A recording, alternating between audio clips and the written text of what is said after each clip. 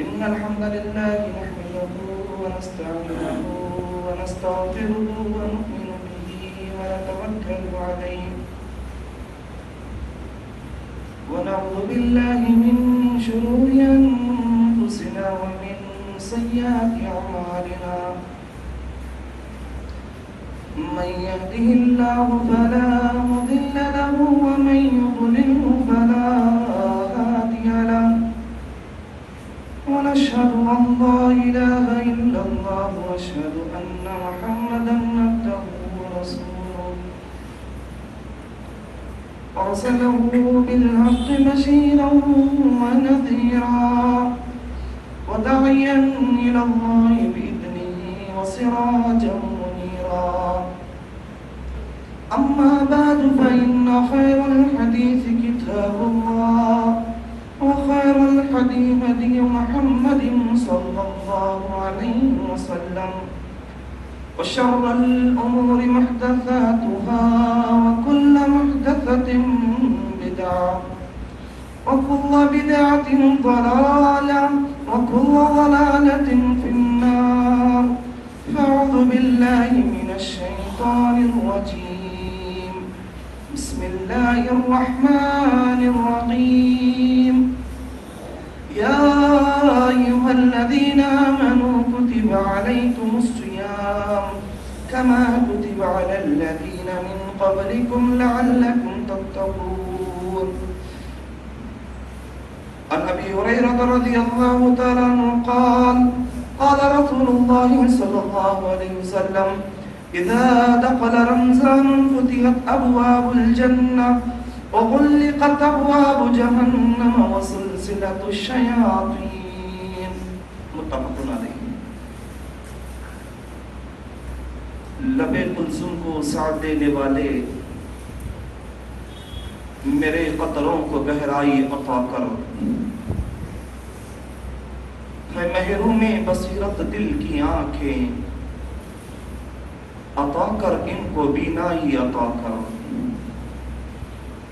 تخیر کو بلندی کی سند دے، تفکر کو توانائی عطا کر، آمین رب العالمین. تمام قسم کی حمد و ثنا، تعریف و توصیف و بزرگی و بڑائی، عزت و جلال، شان و شوکت اس اللہ سبحانہ و تعالیٰ کے لیے لائق اور زیبا، جو اکیلا ساری کائنات کا خالق اور مالک ہے، مدبر و حاکم ہے. وہ پاک پروردگار عالم جس نے ہمارے لیے رمضان جیسا مہینہ نوازا، وہ مالک کون و مکان، جس کی ذات کے لیے خود بیان فرمایا مالک الملک تؤتی الملک من تشاء وتنزع الملک ممن تشاء وتعز من تشاء وتذل من تشاء. وہ زمین کے جینے والے واسیوں، بادشاہوں کا بادشاہ میں ہوں، میری مرضی میں جس کو چاہے تخت و تاج عطا کر دوں، اور میری سلطنت میں ہے میں جس سے چاہے تخت و تاج چھین کر اسے ذلیل کروں. اللہ آگے یوں بیان فرمایا لا معنی لما اعطیت ولا معطی لما منعت. برادران اسلام، ایک چیلنج کرتے ہوئے اللہ رب العالمین نے فرمایا میں وہ ہوں جس سے چھیننا چاہتا ہوں اسے کوئی عطا نہیں کر سکتا، جس کو دینا چاہتا ہوں اسے کوئی نقصان نہیں پہنچا سکتا. برادران محترم مدیدان، یوں سمجھ لیجئے میں آپ کے گاؤں کا ایک چھوٹا سا باغباں بن گیا ہوں. جب بھی رب العالمین کی توفیق سے آپ کی خدمت میں میں آیا، آپ کے سامنے کسی بات سے میں اپنی بات کو شروع کرنے کی کوشش کی. میں ایک حقیر اور ایک ناچیز انسان ہوں، لیکن اپنی ناچیز کی بنیاد پر اس رب کی توفیق سے اس کی بڑائی اور بزرگی بیان کر رہا ہوں. دوستو یاد رکھنا، بس میں اپنے بارے میں نہیں بیان کرتا، بلکہ آپ تمام اور میں، ہم سب مل کر اپنی ساری زندگی اس رب کی بڑائی میں، اس کی بزرگی میں، اس کی حمد و ثنا میں گزارنا چاہیں. کعبے کے رب کی قسم، ہماری زندگی بیان کرتے کرتے ختم ہو جائے گی، اس رب کی بڑائی میں ذرا برابر کی کمی نہیں آ سکتی۔ آخری جملہ، اس بات سے آگے بڑھنا بہتر سمجھوں گا، الحمدللہ رب العالمین الرحمن الرحیم مالک یوم الدین۔ بعدہ درود و سلام کی بارشیں نازل ہو تمام انبیاء کرام پر، خصوصاً و بالخصوص میرے اور آپ کے آخر الزماں احمد مجتبیٰ محمد مصطفیٰ رسول اللہ صلی اللہ علیہ وسلم پر لاکھوں کروڑوں لا محدود درود و سلام ہو۔ اللہم صل وسلم علی نبینا محمد۔ برادران محترم، میں نے آپ کے سامنے قرآن مجید کی ایک چھوٹی سی آیت اور اللہ کے نبی کریم صلی اللہ علیہ وسلم کی ایک حدیث آپ کے سامنے پیش کی۔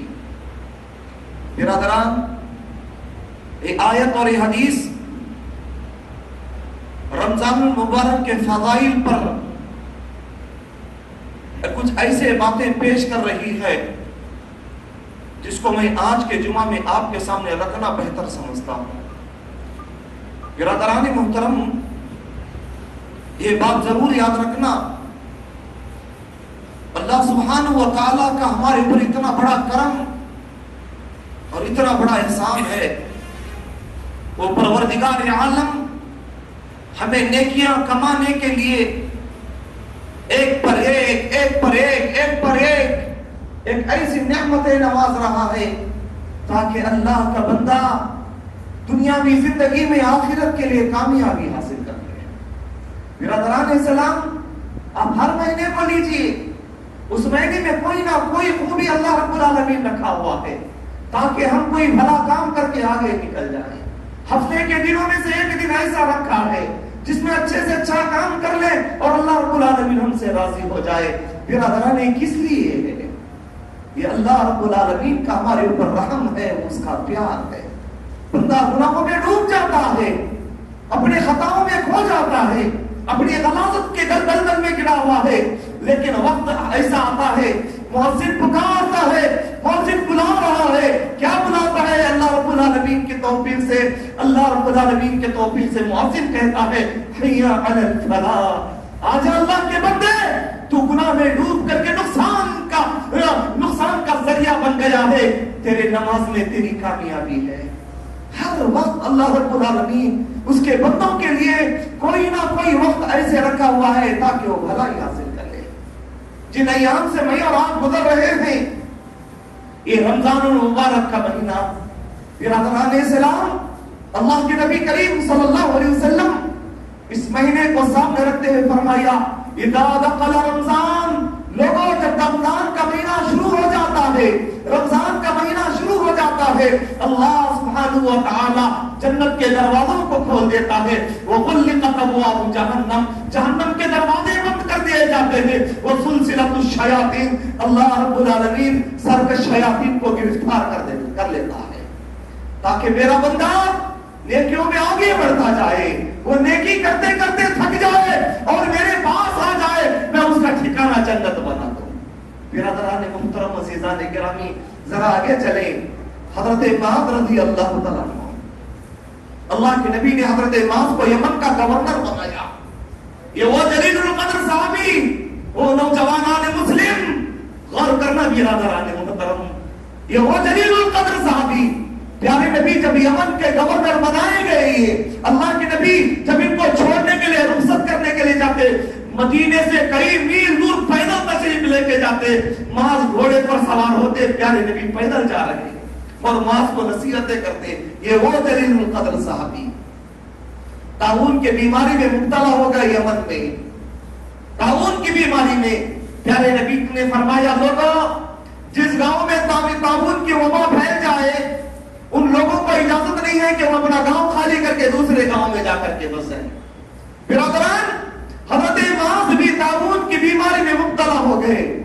ایک مرتبہ کا معاملہ ہے، حضرت معاذ اپنے خیمے میں بیٹھ کر قرآن کی تلاوت کر رہے ہیں، قرآن پڑھتے پڑھتے رونے لگے۔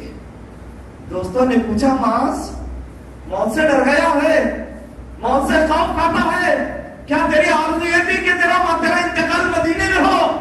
تیرے رشتے دار تیرے ساتھ ہو، تیرے بچے تیرے ساتھ ہو، تیرا جنازہ مدینے کے اندر لے کے مدینے کے گلیوں سے گزرے۔ برادران، حضرت معاذ بیان کرتے ہیں، وہ دوستو تمہاری کم عقلی کی بنیاد پہ تم بول رہے ہو میں موت سے کیوں گھبراؤں؟ ارے موت تو وہ ذریعہ ہے جو میں رب کی رحمت کے قریب چلے جاؤں گا، میں موت سے کیوں ڈروں؟ لیکن میری تڑپ الگ ہے، میرا ارادہ الگ تھا، میری خواہش الگ تھی، میں تمنا کچھ لے کے جی رہا تھا۔ آرزوئے دل میں دب کے رہ گئی ہیں، قرآن پڑھ رہا ہو تو یاد آتے ہیں، کہا کیا آرزو ہے، کیا تمنا ہے، کیا تڑپ لے کے جی رہا تھا۔ معاذ موت کا شکار ہو رہا ہے، حضرت معاذ موت کے منہ میں جانے والے ہیں، بیماری میں مبتلا ہو چکے ہیں، نہ گھر کی فکر کرتے ہیں، نہ بیویوں کی فکر کرتے ہیں، نہ بچوں کا خیال ہے۔ دوست پوچھ رہے ہیں، دوستوں کے سامنے معاذ اپنے آنسوں کو پوچھتے ہوئے کہتے ہیں، لوگوں میری آرزو یہ تھی، میرا ارادہ یہ تھا، اے کاش رمضان کا زمانہ ہوتا، اے کاش رمضان کا زمانہ ہوتا، میں روزے کے حالت میں ہوتا، کچھ کافروں سے میرا مقابلہ ہو جاتا، میں انہیں قتل کر دیتا، وہ مجھے شہید کر دیتے۔ قربان جائیں صحابہ کرام کے ارادوں پر۔ برادران اسلام مدینہ، بڑی تکلیف کے ساتھ کہنا پڑتا ہے، رمضان کا مہینہ پا چکے ہیں لیکن نوجوانوں کی حالت ایسی ہے، روزوں سے غافل ہو کے گھوم رہے ہیں۔ رمضان کا مہینہ آیا ہوا ہے، 14 روزہ گزر رہا ہے۔ برادران، مسلمانوں کی حالت ایسی ہے، وہ بازاروں میں چائے نوشی کرتے ہوئے بیٹھے ہوئے ہیں، کبھی کبھار دیکھتے ہوئے پہچاننا مشکل ہو جاتا ہے کہ یہ مسلمان ہے۔ ہنود میں تم ہو، نصارہ ہو، تمدن میں ہنود، ارے یہ مسلمان ہی جنہیں دیکھ کے شرمائے یہود۔ برادران اسلام، عزیزان گرامی، آگے چلے۔ معاذ بیان کرتے ہی، کاش رمضان کا زمانہ ہوتا تو کتنا اچھا ہوتا، کافروں سے مسابقہ ہو جاتا، سامنا ہو جاتا، جہاد ہو جاتا، ارے وہ میں انہیں قتل کر دیتا، وہ مجھے شہید کر دیتے۔ اگر اللہ اپنے ربانی میں مجھے جمع کر، اپنی بارگاہ میں مجھے جمع کر لے، اور اگر مجھ سے پوچھ لے معاذ بتا کس حال میں آیا ہے، میں رب کے سامنے بول سکتا، پروردگارا کیا بتاؤں مالک، روزے کی حالت میں ٹکڑے ہو کر کے آیا، روزے کی حالت میں سر قلم ہوا تھا میرا، روزے کی حالت میں تیرے خون کے نذرانے تیرے دربار میں پیش کر کے آیا ہوں۔ اگر اللہ مجھ سے پوچھ لے معاذ بتا تیری آرزو کیا ہے، میں رب سے کہتا، پروردگارا تیری رضا کو چاہتا ہوں، تیرے حوض کوثر کو پانی کو چاہتا ہوں۔ برادران اسلام، عزیزان گرامی، یہ تڑپتی صحابہ کرام کے رمضان کے معاملے میں آج ہماری حالت کیا ہے؟ نوجوانوں سے پوچھ کے دیکھنا۔ برادران اسلام، کوئی نوجوان میں روزے چھوڑنے کی وجہ یہ بتاتا ہے میں کمزور ہو جاؤں گا، کوئی یہ بتاتا ہے مجھے عادتیں ہیں کچھ، اگر میں چھوڑ دوں گا تو مجھے چکر ہے، موت سے زیادہ اور کچھ تو آ نہیں سکتی۔ برادران اسلام، عزیزان گرامی، اور ذرا آگے چلیں۔ اللہ کے نبی کریم صلی اللہ علیہ وسلم روزے کے متعلق بیان کرتے فرمایا جس حدیث کو امام ابن خزیمہ اور امام ابن حبان نے امام ابو امامہ الباہلی کے حوالے سے بیان کرتے فرمایا، کیا بیان کیا اللہ کے نبی کریم صلی اللہ علیہ وسلم؟ غور سے سننا برادران محترم، اللہ کے نبی کریم صلی اللہ علیہ وسلم فرماتے ہیں، ایک مرتبہ میں رات میں لیٹا ہوا تھا، میں سویا ہوا تھا، میرے پاس دو لوگ آئے جو دو فرشتے تھے، آ کر کے میرے مونڈے کو بجایا، کہا اٹھو چلو، میں ان کے ساتھ چل پڑا، وہ مجھے بڑے پہاڑ کے دامن میں لے جا کر کے کھڑا کر دے اور مجھ سے کہا کہ اوپر چڑھو، میں نے کہا میں نہیں چڑھ سکتا اس پر، یہ بہت اونچا ہے، کہا ہم مدد کریں گے۔ ان فرشتوں نے میرے بازوں کو پکڑ کر مجھے اوپر لے کر کے گئے۔ غور کرو برادران اسلام، مجھے اوپر لے کر کے گئے، اتنا اوپر لے کر کے گئے، میں آواز سن رہا تھا، مجھے آواز محسوس ہو رہی تھی، میں پوچھا یہ کیسی آواز ہے؟ کہا یہ جہنم کے جہنمیوں کی آواز ہے۔ میں قریب گیا، کیا دیکھتا ہوں کچھ لوگوں کو الٹا لٹکا دیا گیا ہے، ان کے جبڑوں کو، ان کے حلقوں کو چیرا جا رہا ہے، جبڑوں کو چیرا جا رہا ہے، حلقوں کو چیرا جا رہا ہے۔ میں نے پوچھا، ہے لوگوں ذرا بتاؤ یہ کون ہے جن کو الٹا لٹکایا گیا ہے؟ ان کے جبڑوں کو چیرا جاتا ہے تو حلق برابر ہوتا ہے، حلق کو چیرا جاتا ہے تو جبڑے برابر ہو جاتے ہیں۔ کہا اے اللہ کے نبی، یہ آپ کی امت کے وہ لوگ ہیں جو دن بھر روزہ رکھتے تھے اور لیکن افطاری جلدی کر لیا کرتے ہیں، وقت سے پہلے افطار کر لیتے تھے۔ پھر حضرات غور کرنا، جو انسان روزہ رکھے اور وقت سے پہلے افطار کر لے تو اس کی نوبت یہ ہے، اس کی حالت یہ ہے۔ تو جو لوگ روزہ ہی نہ رکھے اس کا عالم کیا ہوگا، اس کی حالت کیا ہوگی؟ کعبے کے رب کی قسم برادران، تاریخ شاہد ہے۔ مولانا ابوالکلام آزاد غزوہ بدر کے حوالے سے بیان کرتے فرماتے ہیں، غزوہ بدر جو 17 رمضان کو درپیش ہوئی تھی، 17 رمضان کو درپیش ہوئی تھی، یہ وہ صحابہ تھے جن کے گھروں میں فروٹ کے انبار نہیں لگے تھے، یہ وہ صحابہ تھے جن کے گھروں میں چاول کے مٹی نہیں لگی ہوئی تھی، یہ وہ صحابہ تھے جن کے گھروں میں اناج لدا ہوا نہیں رہتا تھا، یہ وہ صحابہ تھے جن کے گھروں میں کوئی پانی کے مشین نہیں لگے ہوئے تھے۔ برادران، یہ وہ 313 صحابہ تھے، یہ وہ 313 صحابہ تھے۔ 17واں رمضان ہے برادران اسلام، بدر کا زمانہ ہے، 16ویں افطاری نیت سے کر چکے ہیں، رات کا سماں ہے۔ میرے اور آپ کے نبی اپنے بھوکے صحابہ کی طرف دیکھتے ہیں، اللہ اکبر، 16ویں رات ہے، بھوکے صحابہ کی طرف دیکھتے ہیں۔ وہ صحابہ، ایک کھجور ہے، 5 صحابہ افطار کر رہے ہیں۔ کتنا؟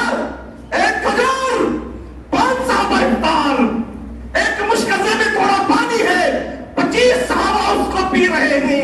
پیارے نبی نے دیکھا، اللہ اکبر، آنکھوں سے آنسو آ گئے۔ رات کا وقت ہے، اللہ کے نبی اپنے خیمے میں بیٹھ کر زار و خطار ہو رہے ہیں۔ ابو بکر جو اللہ کے نبی کی ہمیشہ فکر کرنے والے، نبی کے خیمے کے پاس سے گزر رہے ہیں، اللہ کے نبی کو روتا ہوا دیکھ کے پردہ ہٹا کر کے وہ جانشین ابو بکر میرے نبی کو سجدے میں روتا ہوا دیکھے اسی جگہ پر کھڑ کے رو رہے ہیں۔ پیارے نبی سجدے سے سر اٹھائے، اللہ کے نبی نے ابو بکر کو دیکھا، کہا لما یا ابا بکر، ابو بکر ادھر آ جاؤ۔ پیارے نبی دل کا غم اکثر ابو بکر سے کے سامنے شیئر کیا کرتے۔ ابو بکر نے پوچھا، اللہ کے نبی کیا بات ہے، ایسے کیوں رو رہے ہو؟ کہا ابو بکر، کیا تو نے میرے بھوکے صحابہ کو نہیں دیکھا؟ کیا ہے ان کے پاس؟ 2 اونٹیں، 25 گھوڑے، 70 تلواریں اور لاٹھیاں لے کے آئے ہوئے، 1000 کا لشکر ہے۔ اے ابو بکر، آج بھوکے صحابہ مارے گئے اور ختم ہو گئے، کل قیامت تک کوئی ایسا زمین پر نہیں رہے گا جو اللہ کی عبادت کر سکے۔ 17واں روزہ، 17ویں صبح کی ابتدا، صبح کی ابتدا حضرت ایاز بیان کرتے ہیں، اللہ کی قسم میں نے ان